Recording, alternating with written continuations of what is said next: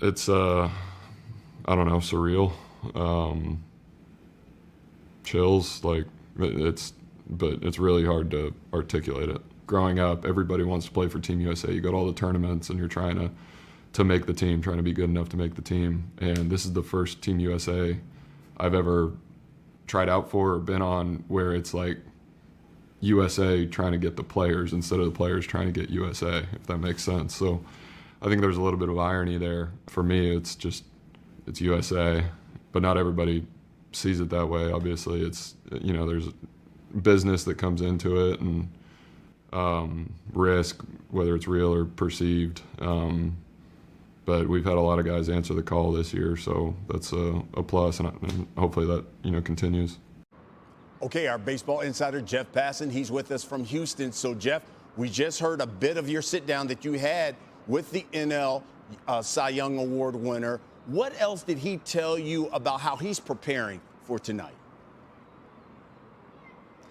Brian, this is perhaps the biggest start of Paul Skenes' career, and his time with Team USA dates back to when he was on the 12U national team more than a decade ago. He also played twice on the collegiate national team, but this is different. This is the World Baseball Classic. This is the biggest international event in baseball, and he's not treating it like any other start. We have to remember, Paul Skenes is a guy who enlisted in the Air Force Academy and spent 2 years there. His patriotism is off the charts, and all he wants to do tonight is go out there and follow in the footsteps of Logan Webb and of Tarik Skubal, who both had great starts for Team USA, and continue the momentum against a Team Mexico that's going to be the best team that the U.S. has faced so far in this tournament. So you also sat down with the Tigers ace, Tarik Skubal, who pitched Saturday for Team USA. He's now facing a decision.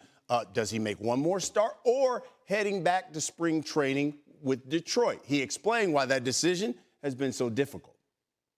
You're sitting there and you're like, whoa, just the talent and the coaching staff, and that's what makes stuff like this special. And baseball is beautiful. I love, but the experiences that you are brought from the game, this is one of those that I'll never forget. And that's what I'm thinking about, when I'm trying to make it work to, have another outing with Team USA. So, Jeff, what can you tell us about the plan then for Skubal moving forward?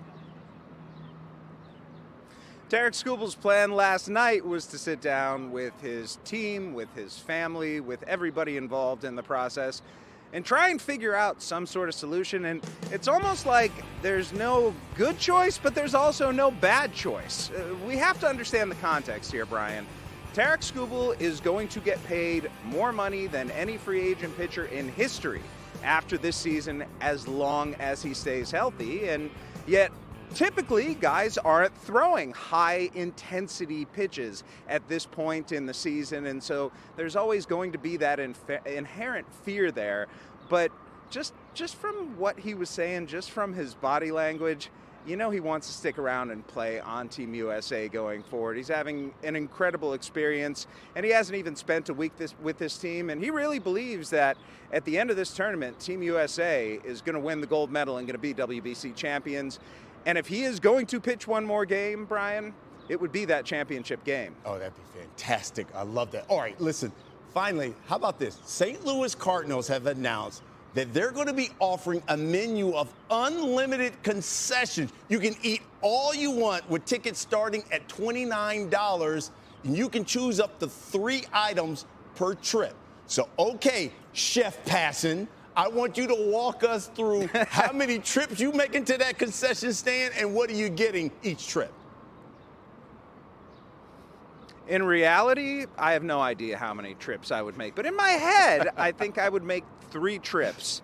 And here's where I'm starting.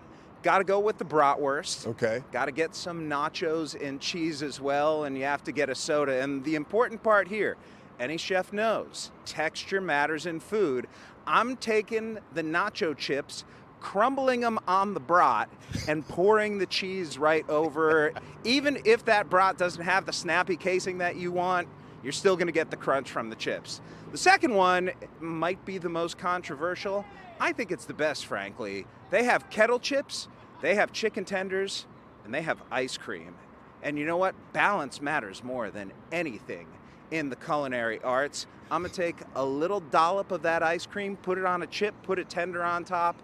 Delicious. And then at the end, you got to finish with the nacho cheese. It is God's gift to human beings. And I'm going to get nachos and cheese. I'm going to get some fries, and I'm going to alternate between the chips and those fries, dipping it into the delicious cheese. Wash it down with some water. However, I'm hearing something in my ear right now, Brian. Is it true that we have some chips, chicken tenders, and ice cream for you to try right now? You're right about that. Thank you, Cam. By the way, I love how you wash it down with water, not a Diet Coke, after all this gluttonous stuff. So here you go. Here's a chip. I'm going to dip it into this strawberry ice cream, and then you say put a chicken tender right on top. Hold on. Take a bite. I've had better. It's not bad, is it? But you know what? It's not bad. I can rock with this. I like you, Jeff Passan. Thank you. Thank you. Listen, I don't know if I'm gonna be getting a show on the Food Network anytime soon. But anytime we want to talk food right now, as long as Dan Orlovsky is not in the conversation, it's gonna taste good. You're right, absolutely right about that. And if I keep eating this, I don't know how long I'll be in this suit, because I'm gonna be busting out of this thing. Jeff Passan, appreciate the insight. Thank you, Jeff.